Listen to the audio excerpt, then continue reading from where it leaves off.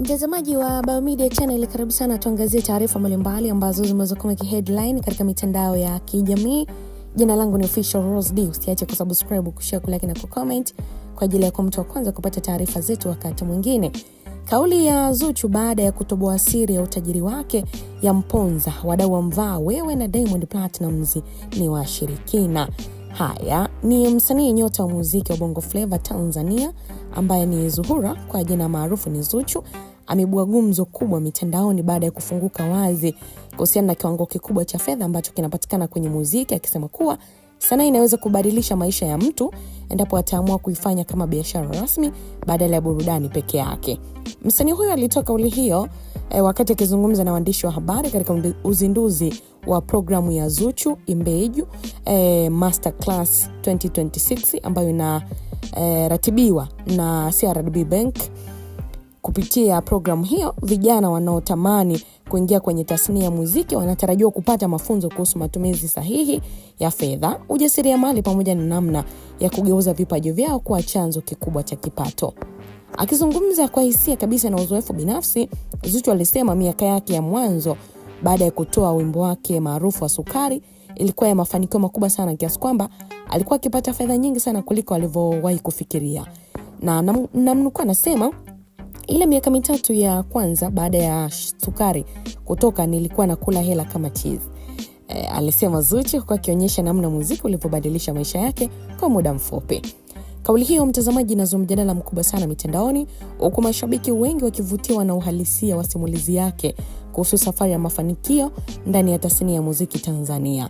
Lakini pia msanii huyo aliendelea kueleza kuwa lengo lake kubwa ni kuwapa moyo vijana wenye vipaji ambao bado wako majumbani, wakiamini kuwa ndoto zao zinaweza kutimia iwapo tu watakuwa na nidhamu ya kazi na matumizi sahihi ya fedha wanazozipata. Kwa mujibu wa Zuchu, mafanikio kwenye muziki hayahitaji tu kipaji peke yake, bali pia yanahitaji mtu kuwa na maarifa ya biashara, usimamizi wa fedha pamoja na nidhamu ya kazi. Na anaongeza kwamba vijana wengi kuingia kwenye tasnia bila kuelewa namna ya kuendesha maisha yao wanapoanza kupata fedha nyingi, jambo ambalo kuwakwamisha kufikia mbali zaidi kwenye ndoto zao. Msanii huyo pia aliamua kusimulia baadhi ya nyakati ambazo zilimpa matumaini makubwa kuhusu nguvu ya muziki kama biashara. Anasema kwamba kipindi alipata malipo shilingi milioni 5 kwa show akiwa bado ana wimbo mmoja tu maarufu, jambo ambalo lilimshangaza sana kwa wakati huo. Aidha, itakumbukwa kwamba anakumbuka namna alivyopokea pia fedha kutoka kwenye mapato ya YouTube yalifikia euro 300,000 huku akiwa bado anaishi kwa mama yake ambaye ni Khadija Omar Kopa, hali ambayo ilimfanya kuamini kabisa kuwa muziki unaweza kubadilisha maisha ya mtu kwa kiwango kikubwa. Katika nukuu anasema, mara ya pili napigiwa simu na Kim, naambiwa kwamba hela yako ya YouTube imeingia. Iliingia euro 3,000. Nakumbuka kipindi hicho nilikuwa nakaa kwa mama Khadija Kopa, aliweza kunukuliwa Zuchu akizungumza.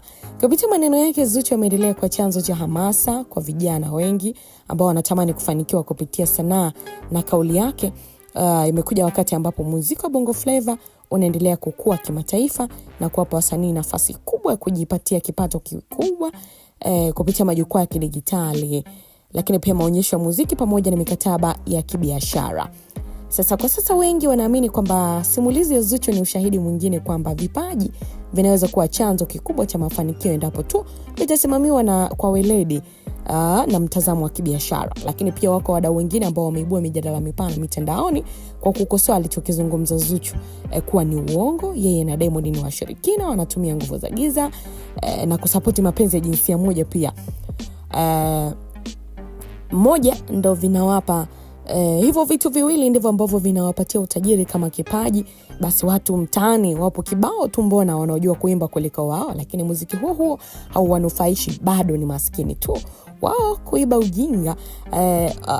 Akasema kwamba mdau akasema kwamba wanaimba tu hovyo, muziki wao hauna mafundisho yote, lakini wanamiliki hela nyingi sana na muziki umewapa manufaa makubwa. Kiufupi, wasimdanganye mtu ama wasidanganye watu kwa kipaji ndio kimewapa pesa.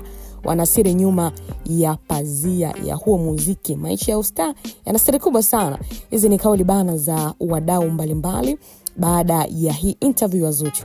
Nini maoni yako katika hili, mtazamaji wa Biomedia? Dondosha comment ya kwako au umeweza kuenjoy, si ndio? Tufuatilie next time kwa ajili ya update nyinginezo.